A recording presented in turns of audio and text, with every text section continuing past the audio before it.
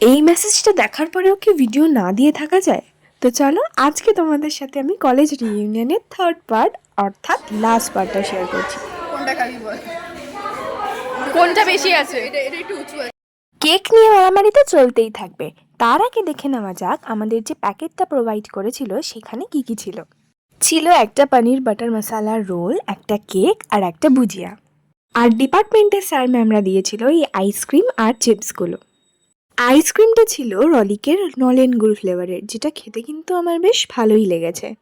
এতটাই ভালো লেগেছে যে শুধু এটা আমি একা খাইনি, আমার জামাকেও খাইয়েছি। দেখো কি কিউট না? ব্যাস, কলেজ রিইউনিয়নের গল্প আমি এখানেই শেষ করলাম আর তার সাথে দিয়ে গেলাম আমাদের কিছু সুন্দর মুহূর্তের ফটো।